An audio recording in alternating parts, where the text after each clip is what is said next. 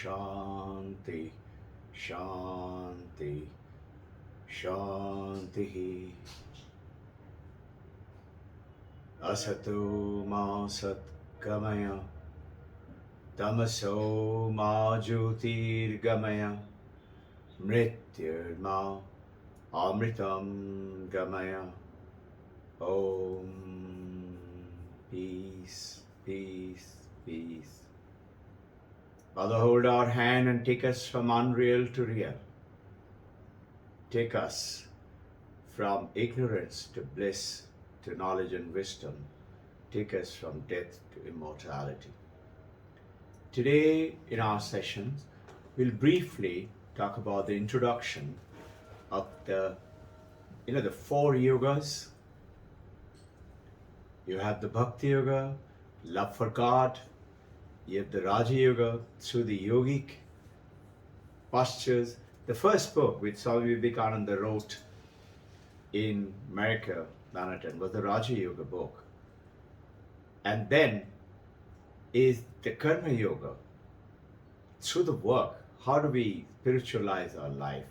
And the Jnana Yoga, the ultimate, all four. And you would be surprised, the first book Swami Vivekananda wrote is the Raja Yoga. And the next one was Karma Yoga. There is somebody called J.B. Challenger, the American novelist. He said that the world's youth, particularly the American youth, should do very well if they carry these two books, Raja Yoga and Karma Yoga, in their pocket. Then they will attain a kind of life. I have shared with you that book, the American Veda, and the Goldberg, the Goldberg has written this book, who has also written on Paramahansa Yogananda. And Goldberg is talking about how American Veda how Vivekananda went down and converted the whole American theory, the principles. And today that yoga, those people in the Americans who were doing very well at that time, they all have transformed those knowledges to their children. And today, almost 130 years plus, the whole America is concentrating on this Raja Yoga, Karma Yoga. There is one today this message of spirituality amidst the race for more and more amongst generally the Westerners, particularly Americans and the Europeans, is now converting more towards the spirituality. We as Bharatiya Indians, where the whole thing is originated Vedanta, but we have more or less forgotten, and we are racing towards that money and pleasure. There is somebody called a Swami Anubhavananda. He was serving on behalf of the Ramakrishna Mission in US, and Swami Sarvapriyananda is mentioning about him hearing Anubhavananda, who was very humorous, and he would always find humor. And one day when he was talking about Bhagavad Gita, he talked about, do you know what Krishna taught Arjuna? That is Bhakti Yoga, Jnana Yoga, and Raja Yoga is all good for nothing. Only thing good what Krishna taught is Karma Yoga. Just imagine, how can he sit down and start meditating when he is in the warfare? And if he tries to sit down and meditate, Karna and Duryodhana will shoot him down, the Arjuna. So it is all fraud. Actually, of course, he was joking. He was saying only one thing. What you learn most importantly is Karma Yoga. And this Karma Yoga is what we are going to cover. How, we all have to live in this life, and how we can spiritualize our work field. It is not only the religion is in the temple or it is in the Vedanta. It is through the work. And through this work, if you do that, the essence of the message of the four yogas is that if you Most of the problem in Bhakti Yoga is what? We are praying to God, we love God, but the doubt comes in. Does God really exist? If He exists, why can't I see? Most of the people today, what is the problem? They don't believe in God. Why? Because I can't see Him, I can't perceive Him.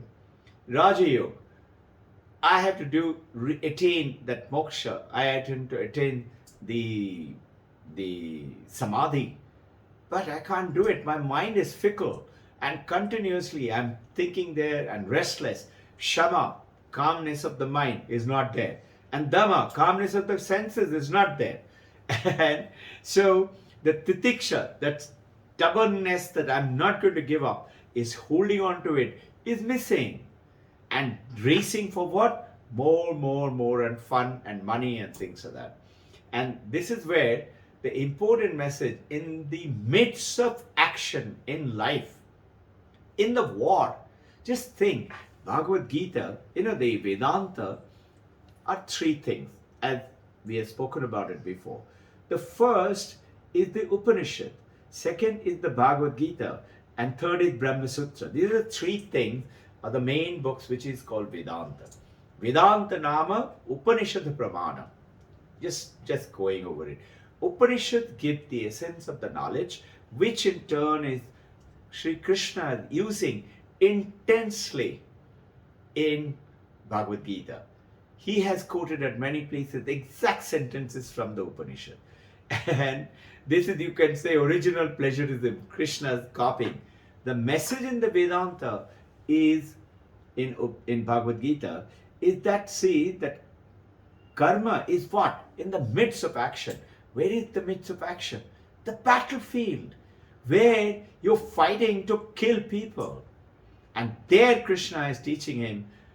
Arjuna, naturally, you all know in Bhagavad Gita, he said, I don't want to kill people. I have to kill my grandfather and my guru and all my brothers and sisters for a little bit of land and kingdom. I don't want it. Krishna goes ahead and tells him there, in the theory of the Karma Yoga, no, if you want to attain truly the moksha, you have to go through this. This is also part of your duty. If you want to realize the Atman, the soul, the spirit, you have to, toward enlightenment, go through this path.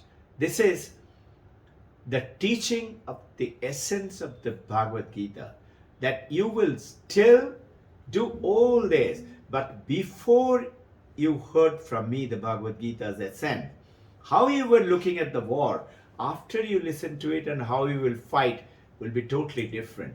The essence of the warfare, the technology of doing it, the essence of understanding it and applying will change, because the essence of the Karma Yoga will come in. And this is what is the actual essence, has been given by somebody almost at Vidyaranya's time, is somebody called Vichara Sagar. He is putting that all of us have four basic ways through which we live our life. The first he's talking about it, the name is Pamara. Pamara is who? Pamara is the one, all they want is more sensual pleasures, for which I want more money. What is it?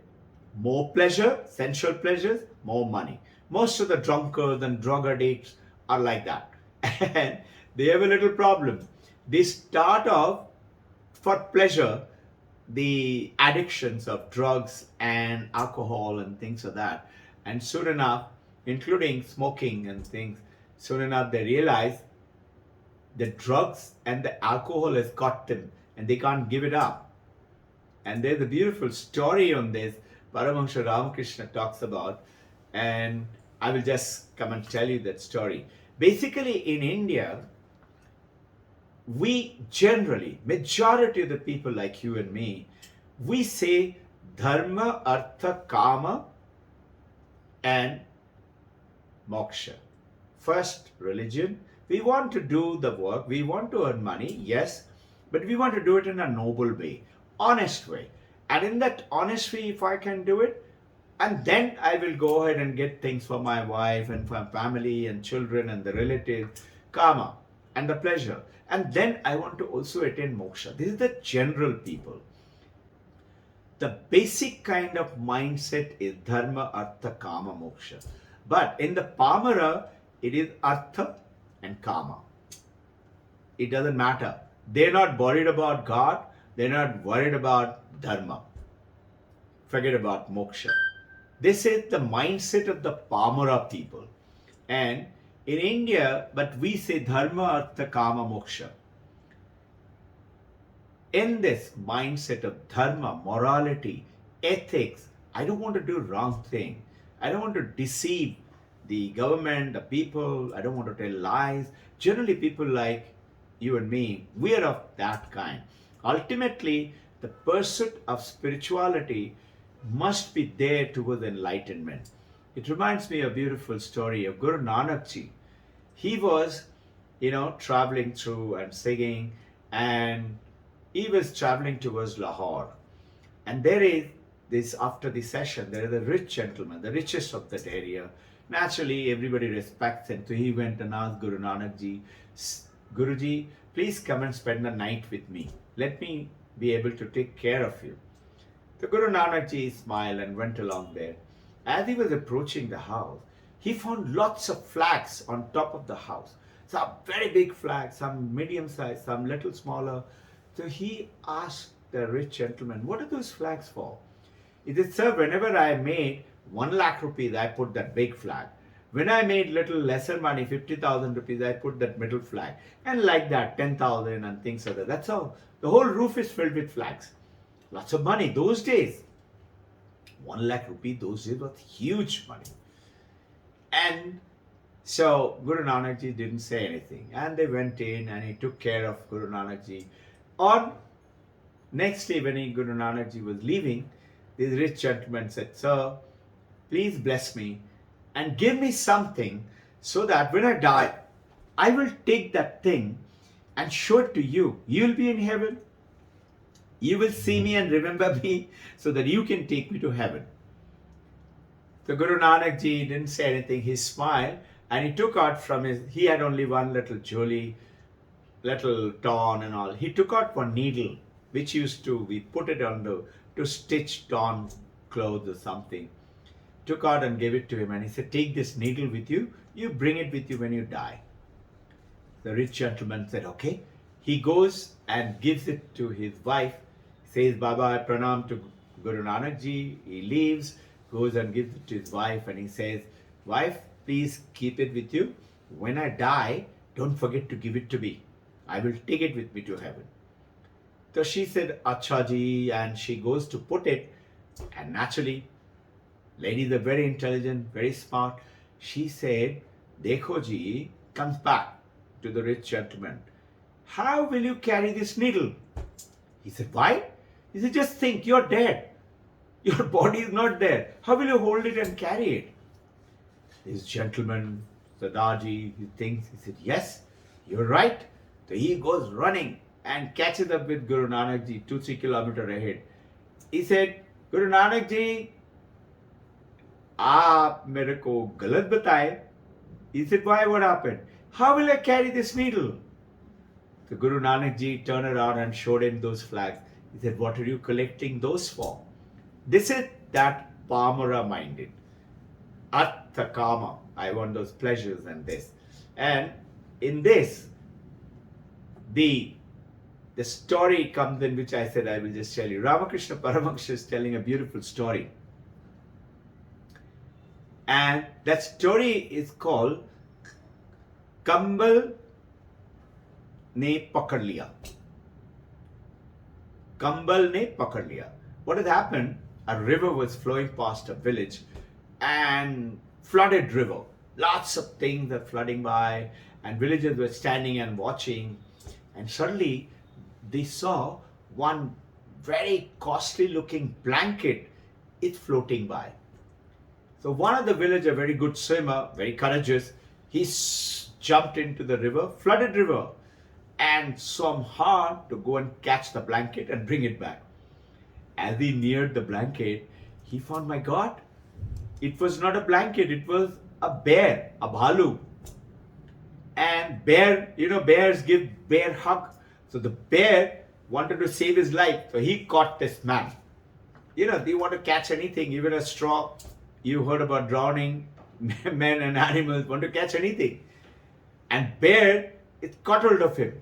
Villagers from the shore is shouting, "You are going down. Leave the blanket. Kambal ko chhod do."